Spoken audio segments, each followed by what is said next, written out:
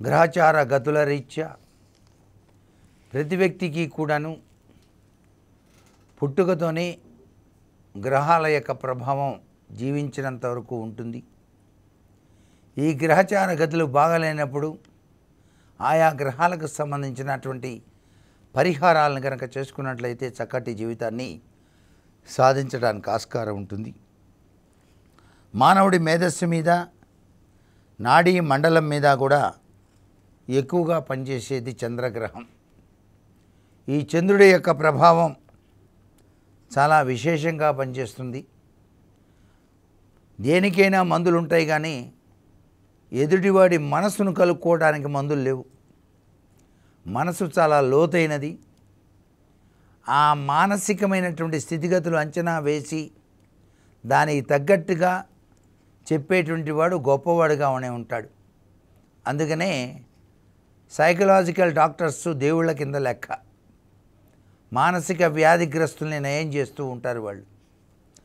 అలాగే చంద్రమా మానసో జాతః, మానవుడి సమస్త మానసిక శక్తులకు చంద్రుడే కారణభూతుడుగా ఉన్నాడు. కాబట్టి మనస్సు స్థిరంగా ఉండాలన్నా అస్థిరంగా ఉండాలన్నా చంద్రుడే కారణభూయిష్టంగా ఉంది.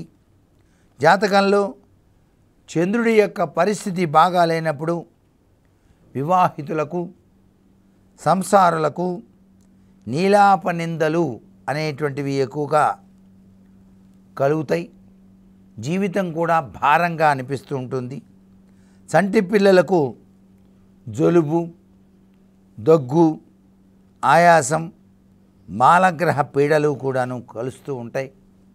కడుపులో నొప్పి, నాసికా సంబంధమైనటువంటి వ్యాధులు ఇవన్నీ కూడా కలుగుతాయి. వ్యవసాయదారులకు పళ్ళ తోటలు, పూల తోటలు, పశువులు మొదలైనవి పాడై నష్టం వాటిల్లుతుంది చంద్రబలం కనుక తగ్గినట్టయితే.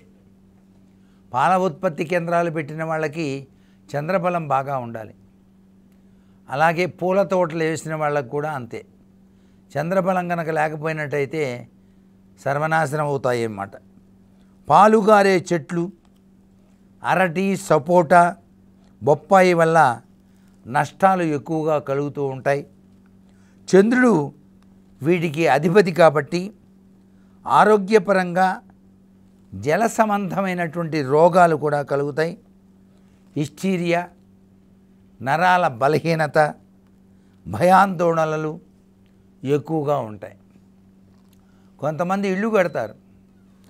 ఇల్లు కట్టిన తర్వాత మేము డౌన్లో ఉన్నామండి, నా పక్కన ఇంకోటి ఇల్లు తీసుకొని ఎత్తులో కట్టాడు, నాకేమన్నా నష్టమా అయ్యో అని ఆలోచిస్తుంటాడు. పొదుగులు వాడి ఇల్లు చూసి ఏడుస్తుంటాడు. వాడు ఎత్తుగా కట్టాడు, వాడు ఎత్తుగా కట్టాడు, వాడు ఎత్తుగా కట్టాడని. అలాగే ఈ మధ్యకాలంలో, పూర్వకాలంలో ఇల్లు ఉంటుంది, రోడ్లు పెంచేసి గవర్నమెంట్ వాడు రోడ్డు ఎత్తు చేశారు. ఇల్లు కాస్త డౌన్ అయిపోయింది. ఇల్లు డౌన్ అయిపోయింది, ఇల్లు డౌన్ అయిపోయింది, ఇల్లు డౌన్ అయిపోయిందని బాధపడుతుంటాడు. వీటికి మార్గాలు ఉన్నాయి. ఇల్లు డౌన్ అయిపోయింది కదా అని చెప్పేసి వీడు డబ్బులు పెట్టి మళ్ళీ ఈ ఇంటిని ఎత్తు పెంచుకోలేడు కదా. అసలే చిన్న చిన్న ఉద్యోగాలు చేసుకొని జీవితం గడిపేవాళ్ళు. అప్పుడు ఏం చెయ్యాలి అంటే వాస్తు దోష నివారణ యంత్రము అని ఉంటుంది.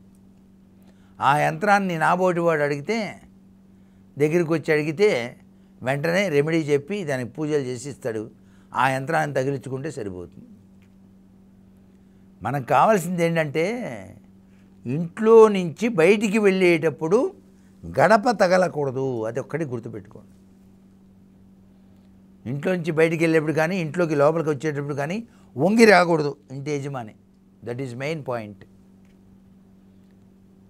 నీకు రోడ్డు ఎట్లా ఉంటే ఏమైంది, నీ ఇల్లు ఎట్లా ఉంటే ఏమైంది. నువ్వు నడిచేటప్పుడు స్ట్రైట్గా నడుస్తున్నావా, ఇట్లా వంగి నడుస్తున్నావా, అది మెయిన్. అందుచేత రోడ్డు పెంచారండి, ఎత్తు పెంచారన్నప్పుడు అక్కడ ఓ మెట్లు వేసుకో, అక్కడి నుంచి కిందకు వచ్చేట్టు, అక్కడి నుంచి నీ రోడ్డు వేసుకో చిన్నది, దాని నుంచి వస్తావు, అది ఇల్లు అయిపోతుంది. చంద్రబలం బాగాలేనప్పుడు చంద్రుడి యొక్క అధిదేవత లక్ష్మీదేవి. అందుచేత శ్రీ సూక్త పఠనం చేసుకోవాలి. శ్రీ సూక్తాభిషేకం చేస్తే మంచిది. చంద్రుడి యొక్క అంతరిక్ష అధిదేవత భువనేశ్వరీ దేవి కాబట్టి భువనేశ్వరీ దేవిని కూడా పూజ చేసుకోండి. అలాగే సోమవారం నాడు పాల చెట్టు వేరును తీసుకొచ్చి పాలల్లో కలిపి చంద్రుడిని స్మరిస్తూ కనుక కట్టుకున్నట్లయితే చంద్రగ్రహ దోషం పోతుంది.